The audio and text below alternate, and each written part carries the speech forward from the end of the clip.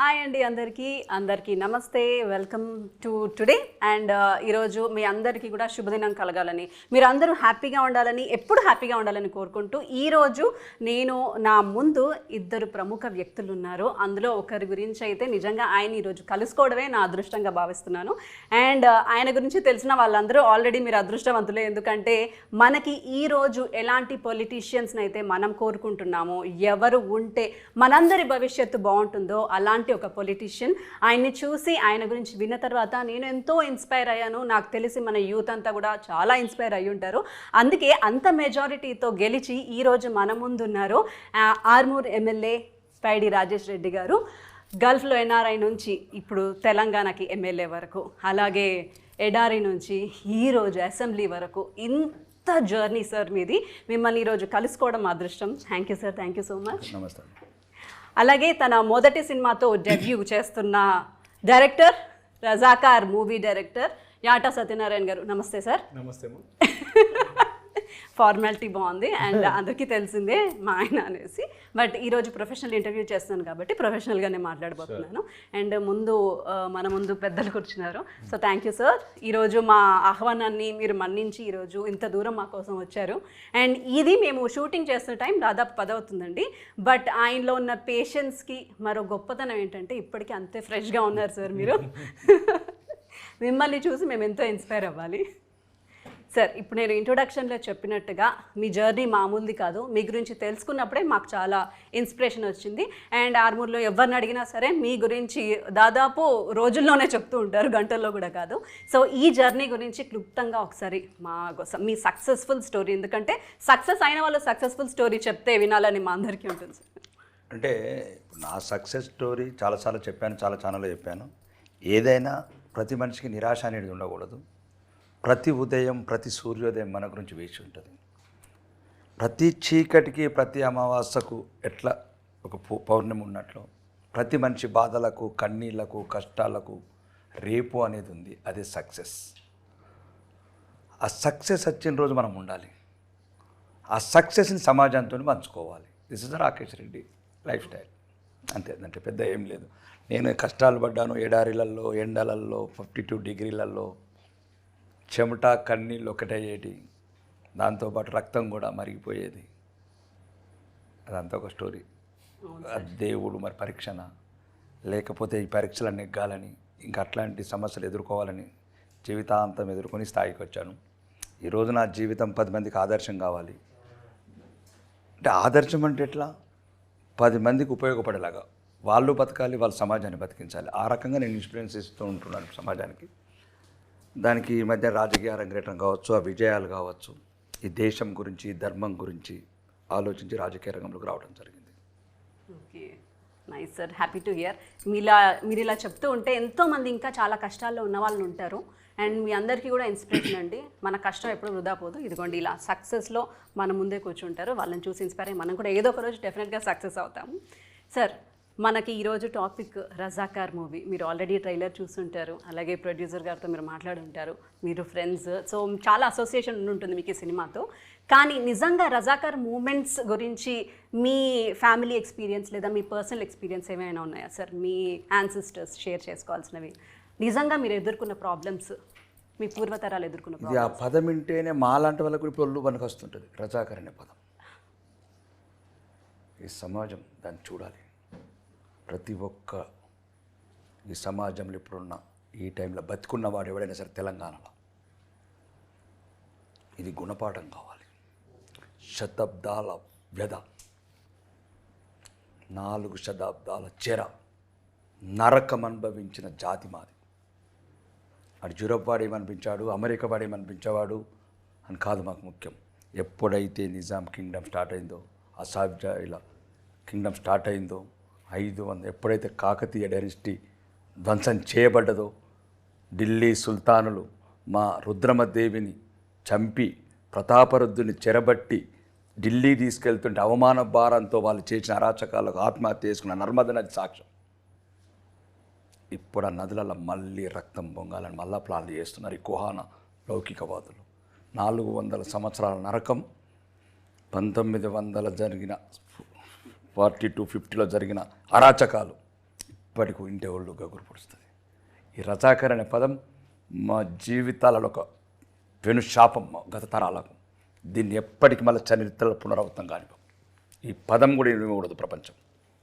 ఇది భూస్థాపితం కావాలి. అది మా బాధ, తరతరాల బాధ. మా బాధ కాదు, అమ్మల బాధ కాదు, అమ్మమ్మల బాధ కాదు, 3 తరాల అమ్మల బాధ కాదు, 4 తరాలు అనుభవించినాం, 400 సంవత్సరాలు అనుభవించినాం. తెలుసు మాకు ఆ బాధ. గుండె లోతుల్లా కన్నీళ్ళు అవి మాకు తెలుస్తాయి. ఎందుకంటే దాంట్లో అనుభవించిన మా కుటుంబాలు, మా ఊర్లోనే రజాకర ఆగడాలు, మా ఊర్లో గడీలు కూడా ఉన్నాయి ఇప్పటికీ. చరిత్రకు నిలబెట్టు సాక్ష్యాలు అవి.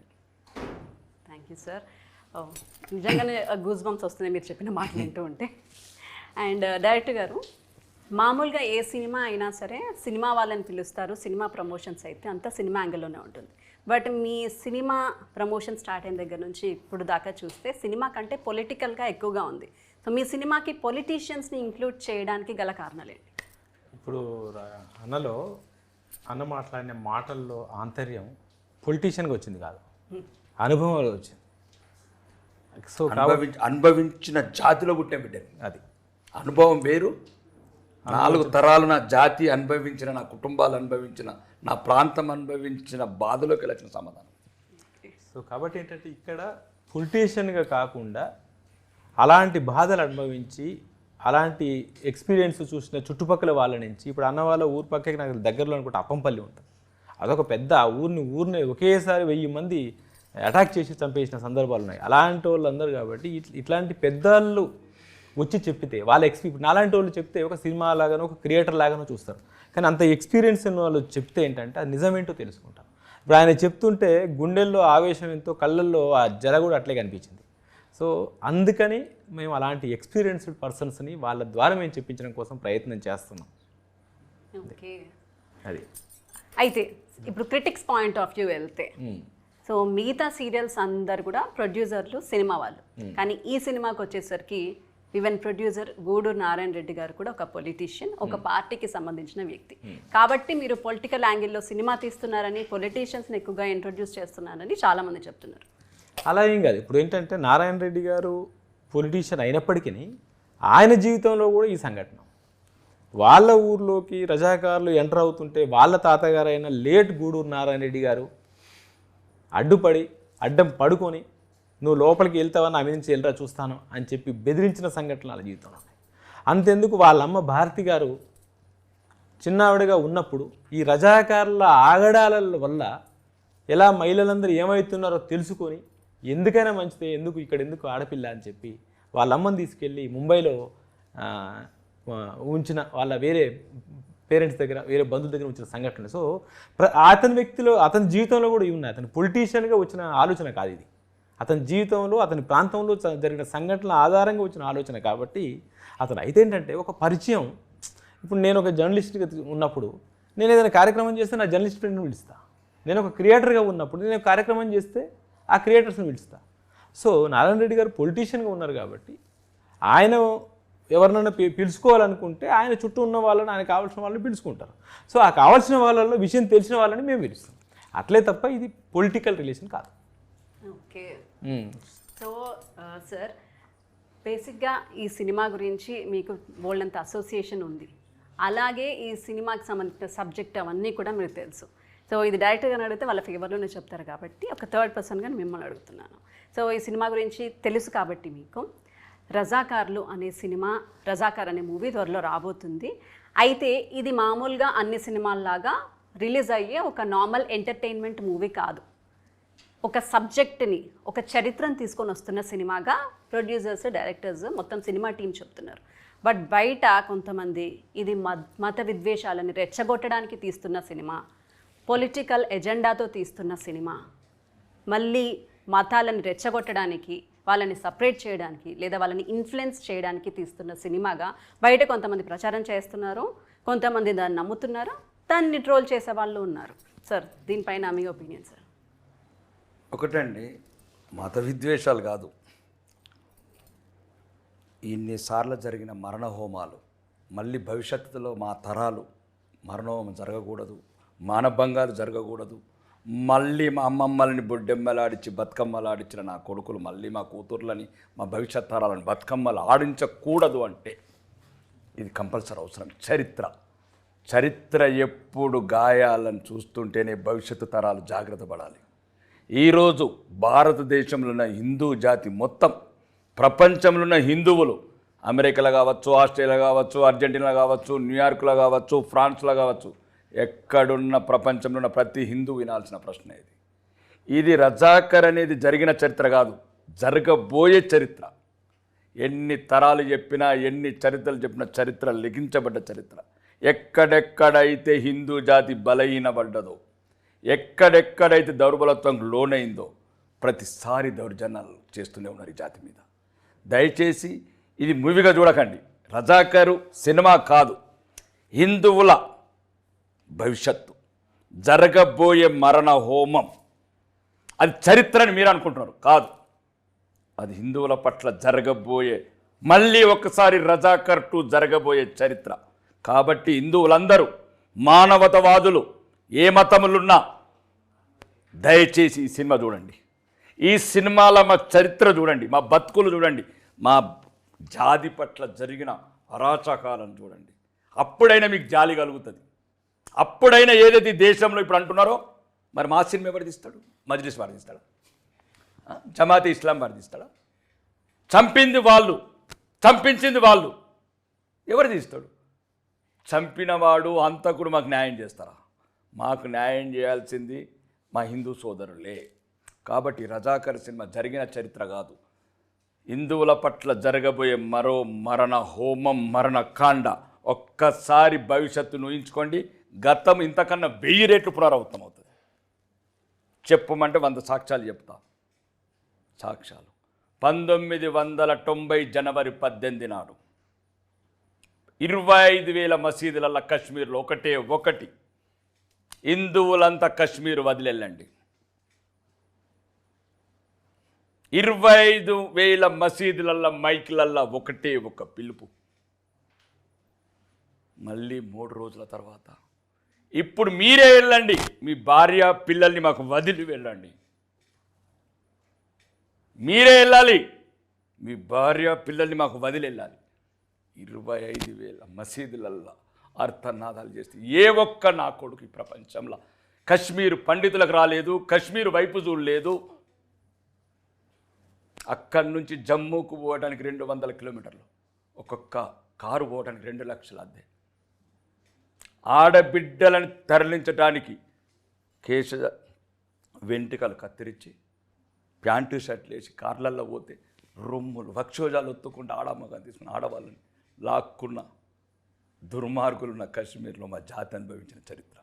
ఎవరికి చెప్తాం ఈ చరిత్ర? ఎవడింటాడు మా బాధ? అందుకోసమే రజాకర్ లాంటి సినిమాలు రావాలి, రావాలి, రావాలి, రావాలి. అప్పుడే ఈ హిందువులు నిద్రపోతున్నట్టు నటిస్తూ ఎవడైతే మన జాతిని చంపటానికి, ఎవడైతే మన జాతి చుట్టూ మరణకాండం మోగించడానికి ప్రణాళికలు అల్లుతున్నారో వాళ్ళ వైపు మోసపోకుండా ఈ జాతిని ఐక్యంగా ఉంచడానికి, జాతి భవిష్యత్ తరాలు గతంలో రాకుండా ఉన్నదే ఒక్క దేశం. ఎక్కడికో నాకు అర్థమే కాదు, ఇప్పటికి కూడా అర్థం కాదు. నిన్నగాక మొన్న సిఏ సిటిజన్ అమెండ్మెంట్ ఏముంది దాంట్లో? సిటిజన్ అమెండ్మెంట్ ఆఫ్ఘనిస్తాన్, పాకిస్తాన్, బంగ్లాదేశ్లో ముస్లిమేతరులు వాళ్ళకు సిటిజన్షిప్ ఇచ్చేది 2015 డిసెంబర్ వరకు. మరి ముస్లిమేతరులు కాకపోతే అక్కడ 3 లక్షల మంది ఉన్న వాళ్ళని 24 మందిని చేశారు. ఆఫ్ఘనిస్తాన్లో 21% 1% చేసినారు. 4,500 గుళ్ళు ఉంటే 20 గుళ్ళు చేసినారు. అంటే మీతోని అత్యాచారాలు చేయబడి, హత్యలు చేయబడి, ఎక్కడక్కడ మిగిలితే మా బిడ్డలని ఎక్కడెళ్ళలో ప్రపంచంలో గూడు లేక ఉన్నదే ఒక్క హిందూ దేశం ఇక్కడికి వస్తే మరి మళ్ళీ వాళ్ళని కూడా మళ్ళీ ఇక్కడ కూడా చంపేయాలి. అట్లా ఇప్పుడు ఆఫ్ఘనిస్తాన్ తాలిబాన్లను తెప్పించి మళ్ళీ వచ్చిన హిందువులను కూడా చంపేయాలి. ఇక్కడ ఎక్కడికి వెళ్ళాలి చెప్పండి? మేము సౌదీ కోత తీసుకుంటారా, మమ్మల్ని ఖతార్ కోత తీసుకుంటారా, మమ్మల్ని అర్జెంటీనా కోత తీసుకుంటారా హిందువుల్ని? కాబట్టి దయచేసి ఇదంతా ఒక మానవత హృదయంతో ఆలోచించండి. రాజకీయ పరంగా ఆలోచించకండి, మతాల పరంగా ఆలోచించకండి. మీరు ఆలోచించండి. 4,500 గుళ్ళు 20 గుళ్ళు ఎట్లని? ఇక్కడ సుమారు 2000 మసీదులు ఉంటే 6 లక్షల మసీదులు ఎట్లయినాయి? 21% హిందువులు 1%కి ఎట్లా వచ్చిండ్రు? 3 మిలియన్లు ఉన్న ముస్లింలు 21 కోట్లు ఎట్లయినరు? ఇది ప్రేమ గల నేల, కర్మభూమి, ధర్మభూమి, ధర్మపీఠం.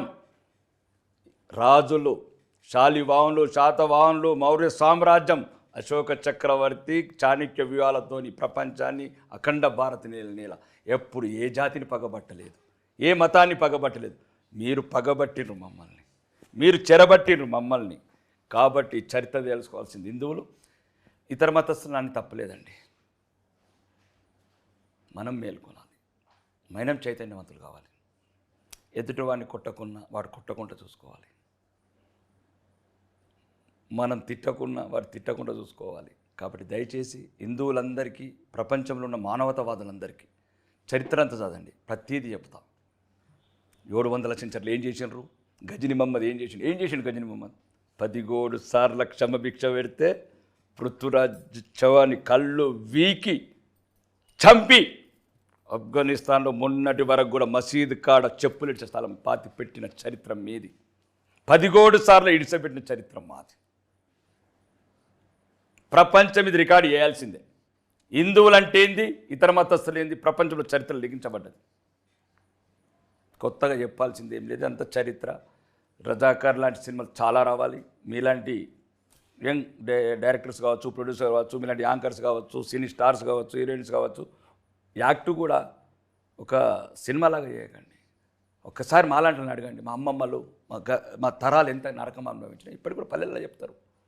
కన్నీలాగా ఇప్పటికి కూడా కన్నీలాగా రక్తము మరగకుంటుండదు, ఏం చేయాలో తెలియదు. కాబట్టి ఈ కుహాన లౌకికవాదులు, ఈ దొంగ సెక్యులర్ చెప్పేవాళ్ళు వీళ్ళని మాటలు పట్టించుకోవద్దు. హిందువులంతా నిన్నగాక మొన్న జరిగే సంఘటనలు కూడా అన్నీ రీడ్ చేసుకోండి, అన్నీ గమనించండి. బతకటమే ఇంపార్టెంట్ కాదు, గౌరవంగా బతకడం చాలామంది బతుకుతారు. ఆఫ్ఘనిస్తాన్లో ఇప్పుడు 24 మంది మిగిలిన హిందూ లాస్ట్ మళ్ళీ తీసుకొచ్చేసినాం. పాకిస్తాన్లో నిన్నగాక మొన్న పాకిస్తాన్ పార్లమెంట్లో అక్కడ హిందూ ఒకే ఒక్క పార్లమెంట్ సభ్యుడు మా బిడ్డలను రేపు చేయకండి, మా బిడ్డలను ఎత్తుకెళ్ళకండి, 13 సంవత్సరాల బిడ్డల్ని అన్యాయంగా బలవంతంగా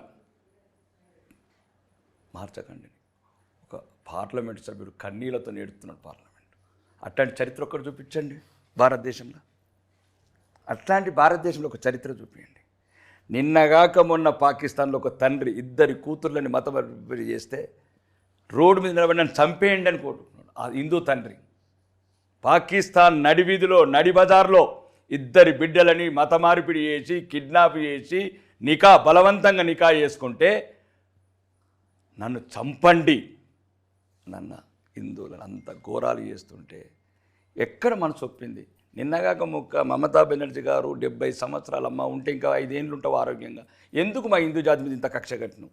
షాజహాన్ లాంటి వ్యక్తులు ఎందుకు పెంచినవు?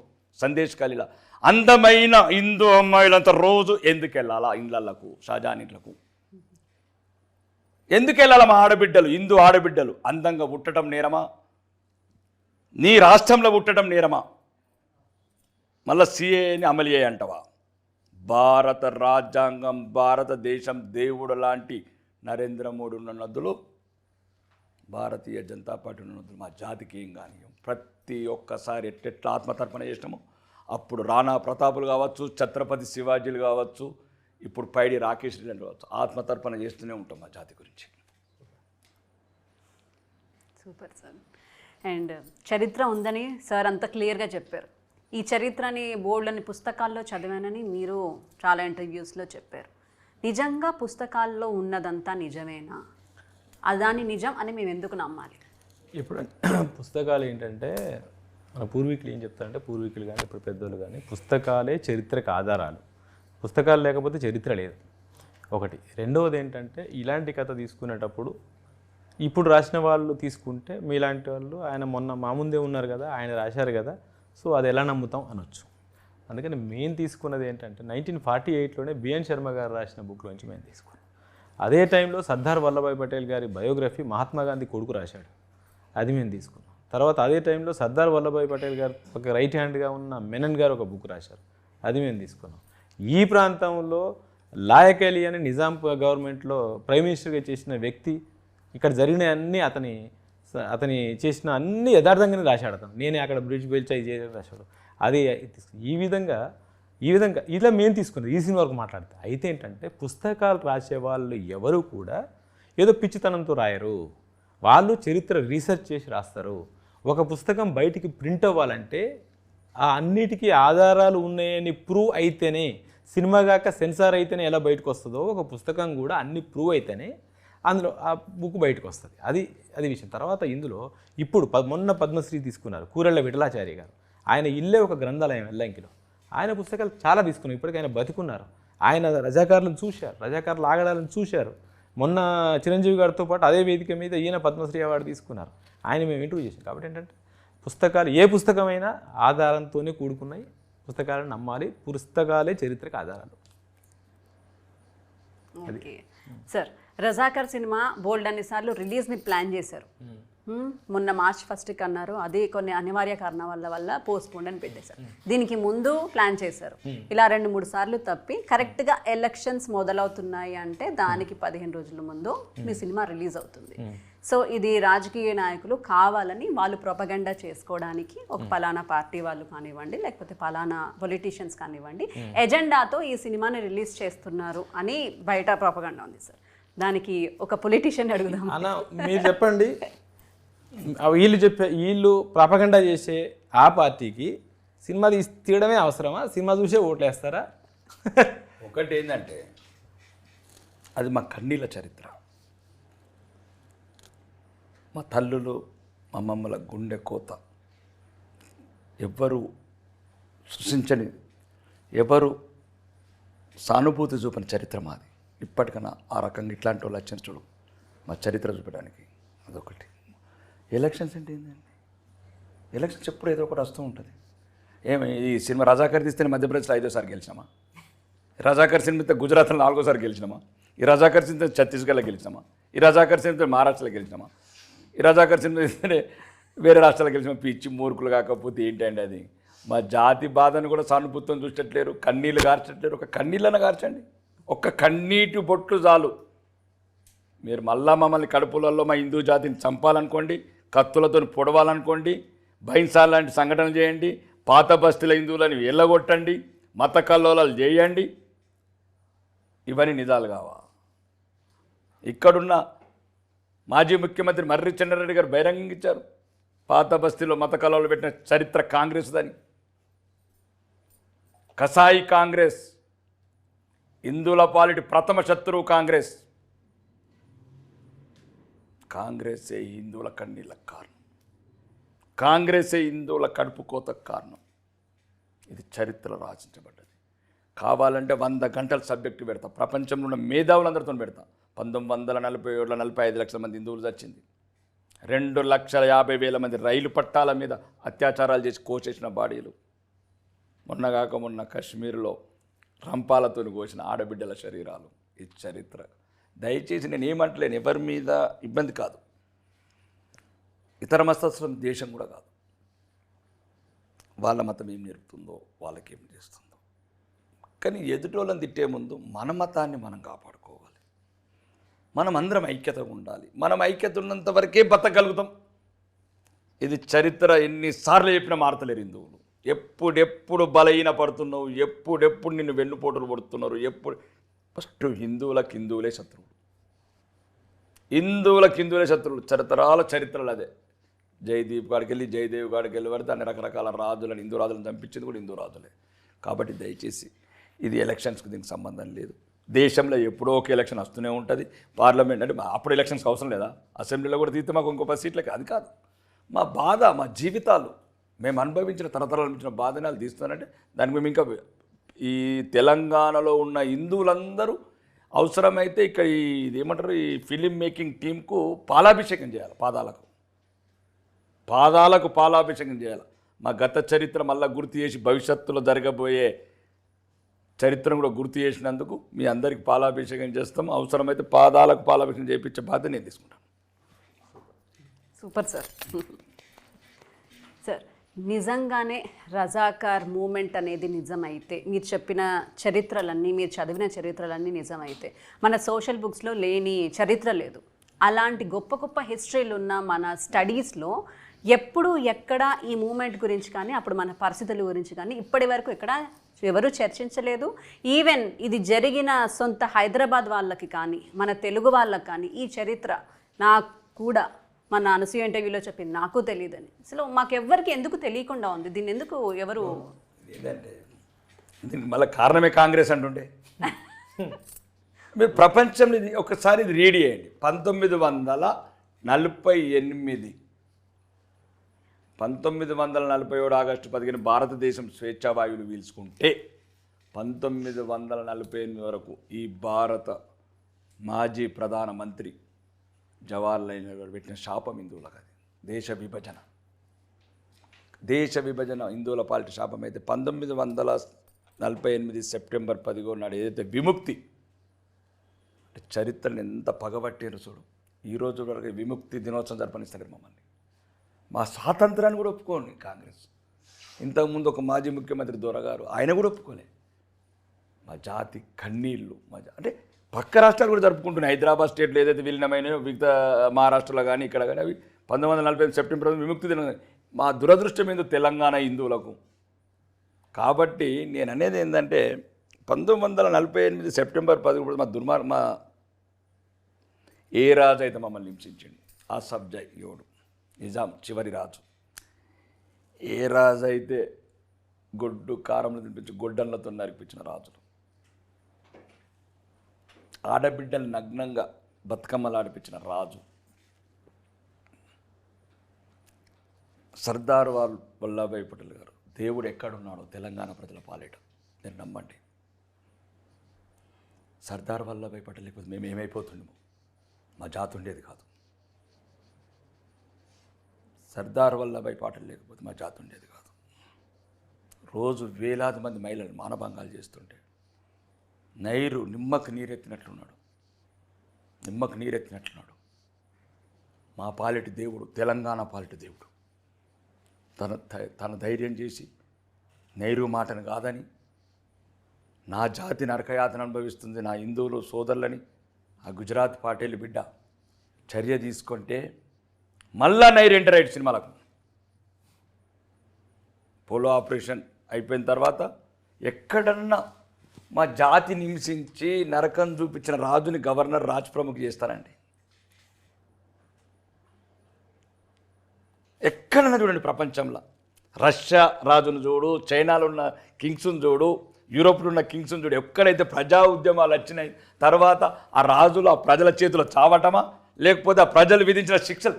కానీ నెహ్రూ గారు, ఈ కాంగ్రెస్ పార్టీ మళ్ళీ ప్రజాస్వామ్యయుతంగా ఆయనను రాజ్ ప్రముఖం చేసింది. దయచేసి ఇది అందరు తెలుసుకోవాలి. ఈ ప్రపంచంలో చరిత్ర, ఈ కాంగ్రెస్ చరిత్ర, మన హిందువుల కన్నీటి చరిత్ర, తెలంగాణ అర్థనాదాలు, మన బిడ్డల అమానుష చరిత్ర, ఇది ప్రపంచానికి తెలియాలి. ఆ రోజు సర్దార్ వల్లభాయ్ పటేల్ బతికినాం. ఈరోజు ఇంత ధైర్యంగా మాట్లాడగలుగుతున్నాం, ధైర్యంగా తెలంగాణ ప్రజలు గౌరవంగా బతకగలుగుతున్నాం అంటే ఇప్పుడున్న అభినవ నరేంద్ర మోడీ గారి వల్ల. అది చరిత్ర మాది. అవును సార్. బట్ చాలా మంచి మంచి విశేషాలు. యాక్చువల్లీ నాకు బోల్డని డౌట్స్ ఉంటాయి ఇంటర్వ్యూకి వచ్చే వరకు. విశేషాలు కాదండి, విషాద గాథలు. ఓకే, విషాద గాథలతో పాటు మీరు ఇచ్చిన ఇన్ఫర్మేషన్ యొక్క విశేషాలు, ఎందుకంటే చాలా తెలుసుకోవాలి మేము, మా జనరేషన్, మా నెక్స్ట్ జనరేషన్ యూత్ అంతా తెలుసుకోవాలి. అండ్ మీ అసెంబ్లీలో మీరు ఇచ్చిన స్పీచ్ చూసాము, బిల్స్ చూసాము, అండ్ ఆర్మూర్ ఈ 5 సంవత్సరాల్లో ఎలా ఎదగబోతుంది, ఎంత మంచిగా మారబోతుంది, ఇవన్నీ కూడా నాతో పాటు అందరు ప్రజలకు కూడా చాలా చాలా హోప్స్ ఉన్నాయి సార్. అండ్ ఆర్మూర్ యూత్ అందరూ కూడా చాలా హోప్ఫుల్గా ఉన్నారు మీరు వచ్చినందుకు. And thank you so much sir. ఈరోజు మా సినిమాని సపోర్ట్ చేయడానికి మీరు వచ్చారు. అలాగే ఆర్మూర్లో అందరూ యూత్ అందరూ కూడా మార్చి 15వ తారీఖు మా అందరితో పాటు మీరు సినిమా చూడాలని మనస్ఫూర్తిగా కోరుకుంటూ thank you sir. Thank you so much. మీ టైంని మాకు కేటాయించి ఈరోజు ఇంత మంచి మంచి అభిప్రాయాల్ని, మా విషాదగాథలతో పాటు బోల్డని విశేషాలను కూడా మాతో షేర్ చేసుకున్నందుకు thank you sir. Thank you అండి డైరెక్టర్ గారు.